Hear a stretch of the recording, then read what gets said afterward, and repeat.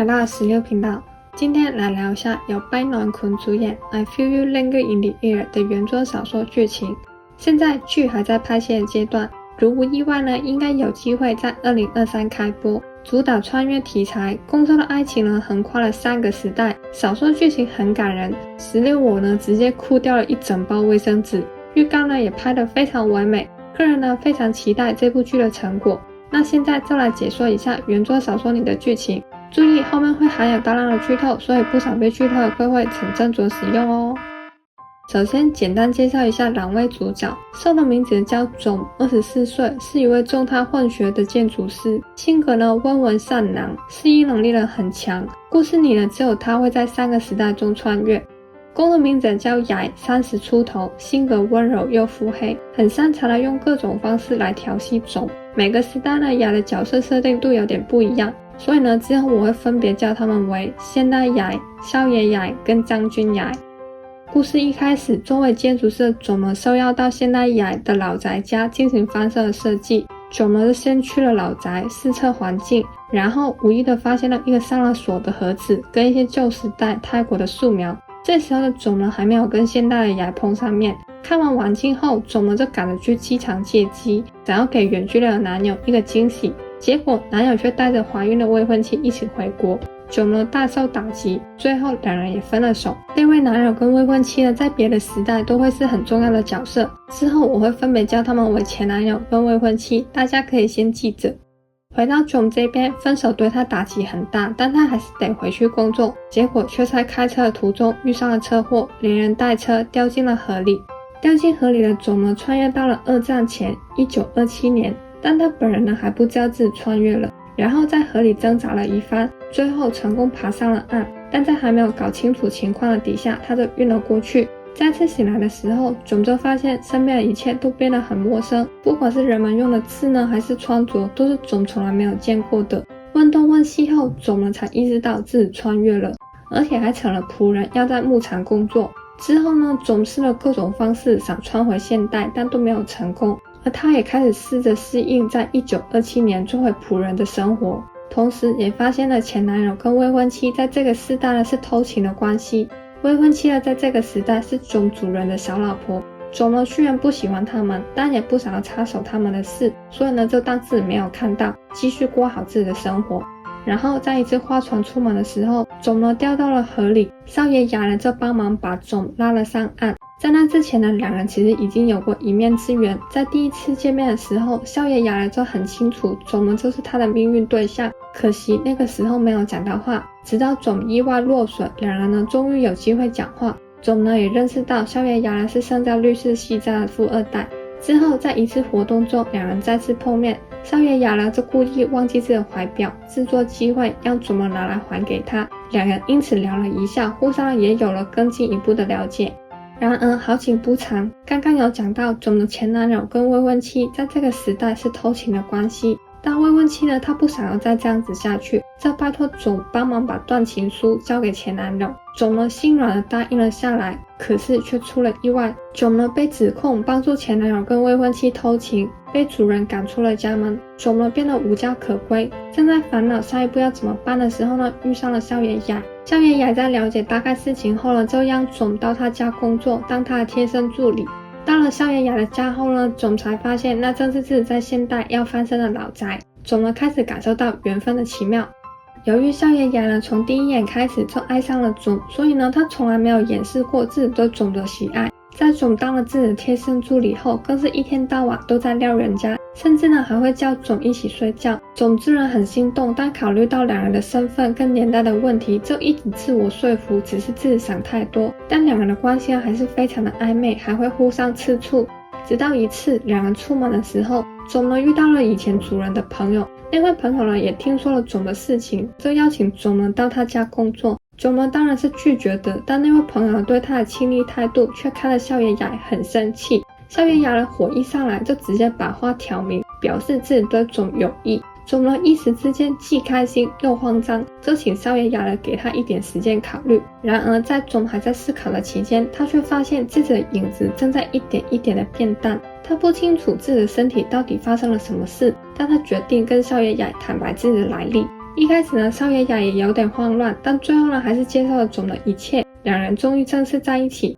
之后种呢担心自己可能再也没办法回到现代，担心在现代的父母呢会伤心，就拜托少爷雅了帮他买一个可以上锁的盒子，写了一封给父母的信，然后连同跟他一起穿越过来的手机放进盒子里，再请少爷雅把盒子遗传下去，等到了适当的时候呢，再请后代的人把盒子交给种的父母。之后少爷雅跟种呢就幸福的生活了一段时间。这段时间呢，种就问少爷雅是不是对自己一见钟情，但少爷雅却说不是这样子的。少爷雅呢表示他知道自己爱一个人爱了很久很久，直到他见到种的那一刻，他就知道种就是他爱的人，所以呢才会从一开始就毫不犹豫不断的试着接触种。种听完后呢就是幸福又害羞。后来有一天，种在陪少爷雅的弟弟玩耍的时候，画了一张房子的素描，突然呢觉得自己好像在哪边见过这张素描，然后就想起自己在现代的老宅见过这张画，意识到以前在现代看到的素描原来全部都是他自己画的，因此种就决定到处走访，把他见过的那些素描都画下来。少爷雅呢也陪着他到处跑，直到有一天，种呢打算帮少爷雅画素描的时候，刚画没多久，身边就开始起雾，种呢发现有一股力量拉着他，让他动不了。少爷雅看到这场景就很慌张，想要拉种，但已经来不及了。少爷雅就这样子眼睛睛的看着种在自己眼前消逝。之后少爷雅回到家里，他虽然很伤心，但同时呢也相信终有一天会再见到种。多年后，有天少爷雅在家里散步，穿越之门呢一闪而过，他看到了种在现代的背影，但在他成功抓住人之前，那画面就消失了。少爷雅很确定那不是他的幻觉，而是真实发生的事情，所以他决定留守在房子一辈子，等待种的归来。就这样，他抱着对种的爱意，孤独终老。临终前呢，他把种交付给他的盒子留给了弟弟的女儿，请他一定要把盒子传下去。少爷雅的故事也就在这边结束。回到种这边，被大雾带走的种再次掉到河里，大雾呢没有把他带回现代，而是让他穿越到更远古之前的年代，来到了1767年前的时代。从河里爬上岸，种呢就被一堆士兵包围，从里面他见到了雅跟前男友的前戏。在这个世代，他们是同父异母的兄弟，两个人是负责保护皇室的将军，而他们正在护送已经嫁出邻国的公主回国，而那位公主呢，就是前男友的未婚妻的前戏。没错，在这个时代，前男友跟未婚妻又是偷情的关系，但刚穿越的种呢，当然还不知道这件事。种呢突然在营中出现，让所有人都对他很警惕。张君雅人甚至想立马杀掉种，但这时候医生出现，说种呢有机会是仙人，怕一时冲动行事会得罪神明，所以呢张君雅才没有对种下手。但他也一直看管着种，以防种呢耍什么手段。他们呢甚至会睡在同一个帐篷里。看到张君雅对自己戒心那么重，种呢就觉得生气又伤心，但又不知道可以怎么办。但等时间久了以后，张君雅就觉得种应该是没什么杀伤力，就放松了对种的看管。但这时候的种就想起了少爷雅讲过的话，少爷雅是在两人见面前就喜欢自己的。种就开始思考，也许他们在这辈子成了恋人，所以下辈子呢，少爷雅才会立马爱上自己。因此种就决定要追张君雅。但这一代的张君雅却是一个铁心汉，加上张君雅还没有完全的相信种呢就追得很辛苦。最后他把这年代还没有出现的将棋玩法交给了其他士兵，事情呢一传十，十传百，张君雅也有了兴趣，就叫种教他玩，他们相处的时间呢也因此而增加。直到有一次他们边喝酒边下棋，种呢就喝醉了，抱着张君雅讲了自己的生戏，也讲了他们在未来的故事，哭着说自己有多么的爱张君雅。隔天酒醒后，种呢就去跟张君雅道歉，但同时再次表示自己讲的话都是真的。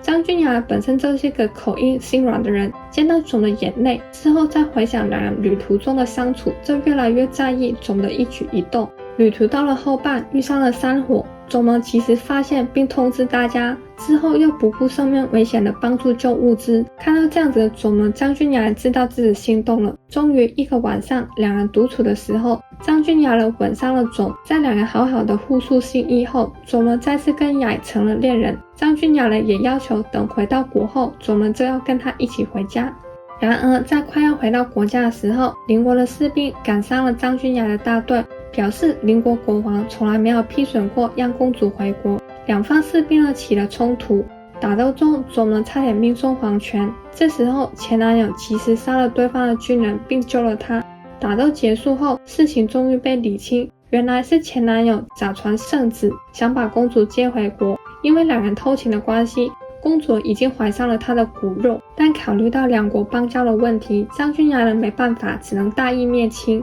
应邻国要求在隔天交出假传圣旨的罪人跟公主。而就在这时候，总呢发现自己的影子再次开始变淡，意识到了自己在这时代已经时日无多，就提出由自己顶替前男友，作为替罪羊送给邻国。张君雅呢当然不愿意，但总呢也表示自己已经快要消逝，那不如在消失前帮张君雅一把。张君雅呢最后被说服，这次两人好好的做了道别，总呢让张君雅不用等自己，要张君雅呢为自己的幸福着想，遇到对的人呢就结婚生子。张君雅呢答应了，但同时也把自己的戒指送给了囧，表示不管未来如何，永生他心里都只会有囧一人。隔天，张君雅交出了罪人跟公主，但同时呢也收到了密报，由于前天打斗中邻国兵队有军人死亡，对方军营呢想要取囧的命来替兄弟报仇。张君雅就决定悄悄地守在囧的身边，直到囧安全离开这个世代。